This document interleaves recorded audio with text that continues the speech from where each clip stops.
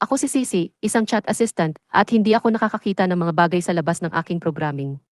Kung nais mong malaman ang bilang ng iyong mga YouTube subscribers.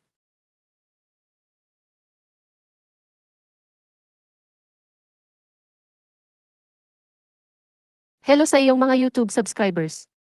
Kamusta kayong lahat?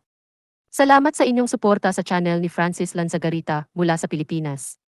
Sana patuloy kayong mag-enjoy sa mga nilalaman na ibinabahagi niya. Maraming salamat sa pagiging bahagi ng kanyang community.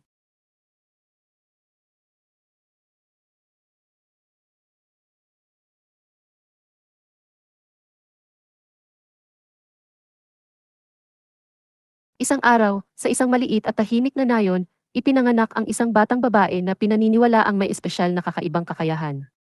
Mula pa sa kanyang pagkabata, napansin na ng mga tao sa nayon ang kanyang kakaibang kakayahan sa pagtukoy ng mga bagay na mangyayari sa hinaharap. Ang batang babae ay tinatawag na Elena. Sa kanyang munting katawan at matalim na mga mata, nakikita ni Elena ang mga pangitain at mensahe mula sa langit. Sa bawat salita na kanyang ibinabahagi, tila may kakaibang liwanag na sumasalubong sa kanyang mga tagapakinig. Sa bawat araw na lumilipas, dumarami ang mga tao na nagnanais makinig sa mga salita ni Elena. Marami ang humahanga sa kanyang kabutihan at pagmamahal sa kapwa.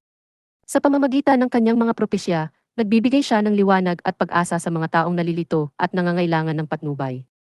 Ngunit kasabay ng kanyang mga tagumpay bilang isang propeta, dumating din ang mga pagsubok at panganib sa kanyang buhay.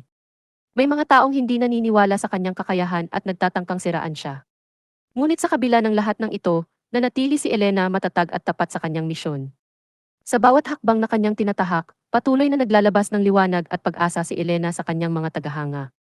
Isang batang babae na may pusong puno ng pagmamahal at kabutihan, isang propeta na nagdala ng ilaw sa madilim na mundo ng mga taong nangangailangan ng gabay at pag-asa.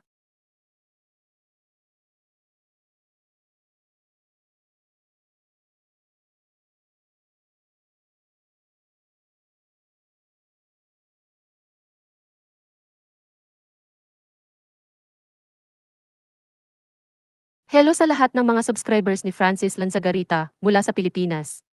Salamat sa inyong suporta sa kanyang YouTube channel. Kung hindi pa kayo nakasubscribe, huwag mag-atubiling mag-click sa subscribe button para laging updated sa kanyang mga bagong videos. Ngayon, narito ang karagdagang kwento para sa inyo. Sa isang liblib na kagubatan sa Pilipinas, may isang batang lalaki na nagngangalang Miguel. Si Miguel ay isang mapagmahal na bata na laging handang tumulong sa mga nangangailangan sa kanilang komunidad. Isang araw, habang siya ay naglalakad sa kagubatan, biglang lumitaw sa kanyang harapan ang isang misteryosong puno na nagbibigay ng mahiwagang mga prutas. Ang mga prutas na ito ay may kakaibang kapangyarihan na magpagaling ng anumang sakit. Dahil dito, naging kilala si Miguel sa buong nayon bilang tagapagligtas ng mga may karamdaman. Sa tulong ng mga mahiwagang prutas, nagamot ni Miguel ang mga may sakit at nagdulot ng kaligayahan sa kanilang mga puso. Ngunit isang araw, isang masamang manggagamot ang dumating sa nayon at nagnanais kunin ang mga prutas para sa kanyang pansariling kapakanan. Sa pamamagitan ng kanyang tapang at kabutihan, ipinagtanggol ni Miguel ang mga prutas laban sa masamang balak ng manggagamot. Sa wakas, nagtagumpay si Miguel na mapanatili ang kapayapaan at kaligayahan sa kanilang nayon. Sana'y nagustuhan ninyo ang kwento.